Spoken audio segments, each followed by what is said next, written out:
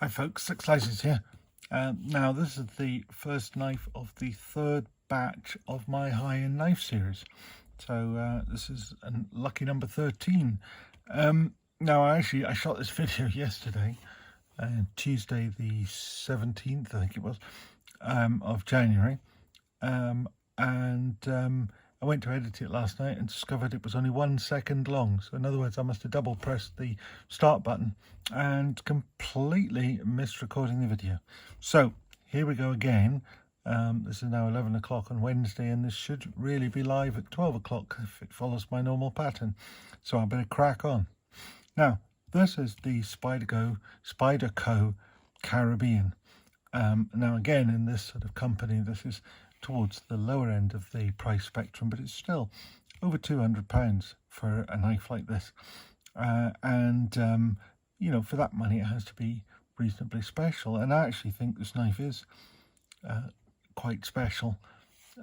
It's designed particularly as a sort of maritime knife. And we'll go through some of the features that make it so. But the very first knife, or the earliest knife that I ever had, that I still have, was a maritime knife, which was this one, which is the British Navy pattern 21306. This particular one by Meissen, but they were made by many of the Sheffield knife makers in nondescript stainless steel, and it's a fairly chunky, weighty thing with a marlin spike for dealing with your ropes, and a little screwdriver on the end for whatever you might need a screwdriver for. Bail on it to put a lanyard on. You have a lanyard like this, which is a Royal Naval pattern lanyard. The Caribbean copies some of the features of this knife, and the main thing being that this particular version is a sheepfoot shape. This is probably a more traditional sheepfoot. This is a stylized Spyderco version. This knife is also available, or was also available, as an ordinary, sort of ordinary by Spyderco terms, leaf blade shape, and it was available either with the spider edge, that's to say this serration, or with an ordinary plain edge. One of the bigger differences, you know, other than straightforwardly the scalloping itself, but the spider edge was a bit of an innovation that was brought in by Sal Glesser. I don't know if he absolutely invented it, but he certainly popularized it as a knife finish.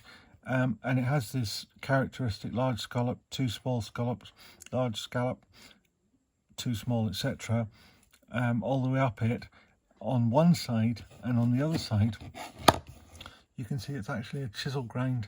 Now this is a thing, as I say, Sal Glesser introduced a long time ago, and my oldest Spyderco, this little ladybug that I bought at least 20 years ago, it has that. There's actually sort of a combo edge because it's got part of a plain edge, but it has that spider edge and the chisel grind on the other side.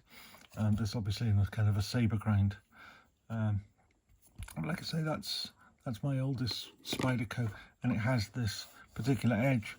So these are two of the things that make it sort of nautical.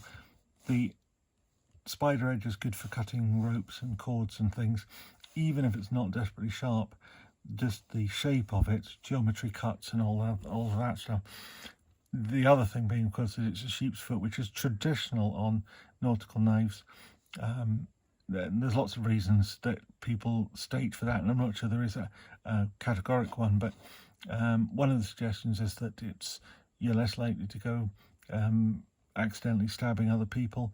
It could be that you've got lots of men hauled up on a ship together and you don't want them stabbing each other deliberately. So whether it's a safety feature or a crime prevention feature, I couldn't really say. Obviously it's opened by the Spidey hole, and it has quite a nice satin finish to it, quite a consistent satin finish actually. I assume machine done. Also marked on the blade there, it says Spyderco, and you'll see below that the formulation LC200N. Now, LC200N is the steel that it's made of, and LC200N is an almost completely stainless steel. I think H1 is less stainless, but LC200 is supposed to be better edge retaining steel than H1. So it's an excellent compromise. I don't think you have any problem using this in salt water or whatever. The only thing you would have to remember is to rinse it when you've been using it in salt water. Not so much because it'll rust, but because the salt will crust up inside it. Now, if I turn the blade over, there's a couple of things to note on this side. First of all, I'll just point out here, there's Sal Glass's logo. So that's this knife was designed by Sal as opposed to Eric. Then also on here we have the words Taichung, Taiwan. Now, this is the third Spyderco Taichung knife that I've shown in this series, and it's the third one that shares that impeccable fit and finish that Taichung always manages. As I say, as I've shown before, my Enzo PK70s were also Taichung knives, and they're just superbly made. It's the thing that, you know, Taichung is very much known for. And I should also point out that that's Taiwan, and Taiwan is not part of China, quite the opposite. China would like to see it as part of China, and there's always a threat of invasion, and long may Taiwan remain independent of the People's Republic. It would be a good thing, and to that end, supporting their industry is a good Western measure. Now, the handle of this is made of G10, and it's machined G10, so you've got it's layered, yellow and black layers, and then on the outside the black is machined away to give it this ribbed pattern, which is quite deeply textured, which gives it, although it's not a sort of rubbery grip or anything, it's just textured, but it gives it a good degree of grip. And I also noticed that this pattern, where, you know, the curve is one way here and there's the other way here, is reminiscent to me of the volcano grip that Spyderco use on their FRN knives. I mean, it's not, of course, the same, but it has that, there's an echo of the FRN volcano grip in the Caribbean here. Now, you have this particular shiny black bit in the middle, which sort of perhaps maybe looks a little bit odd. Maybe that fits with the design ethic, I don't know. But it's particularly important because it corresponds with where the clip sits on the handle, which makes it relatively easy to get in and out of your pocket. And because it's ambidextrous, you can swap the clip over to the other side. You have the same piece on both sides. It is ambidextrous, and also together with that ambidextrosity, you have a hole for a lanyard, which I think on a nautical knife is probably a very good thing because the chance of dropping it in the water are relatively high.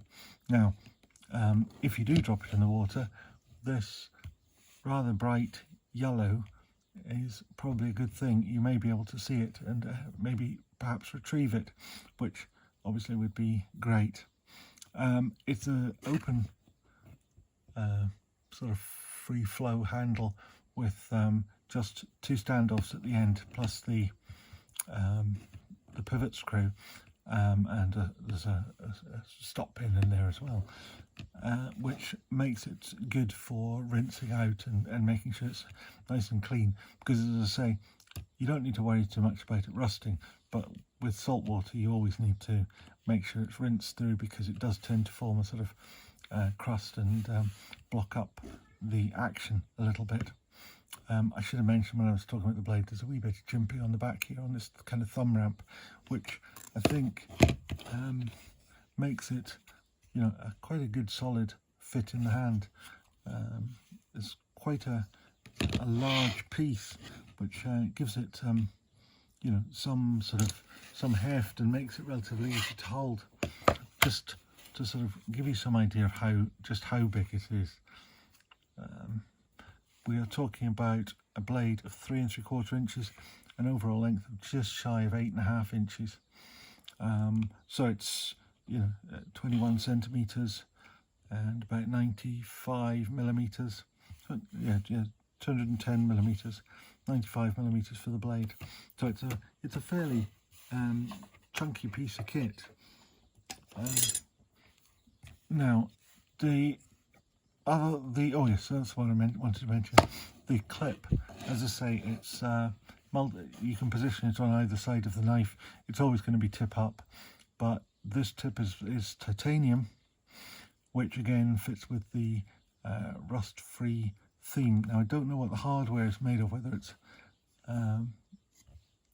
steel or whether it's titanium. I suspect it's steel, but rust-free of one variety or another. Yeah, move on. The lock mechanism of this is Spyderco's compression lock. Now I think most people that use compression locks rather like them. I find, as somebody who has to do this left-handed, I don't find it great. Action on this knife is a little bit stiff, but it's maybe just not broken in. Yeah, I find the compression lock just a little bit awkward to use, because the big advantage of it is, if you're right-handed, that you're pressing that lock across with your index finger, and you can keep all your fingers out of the way.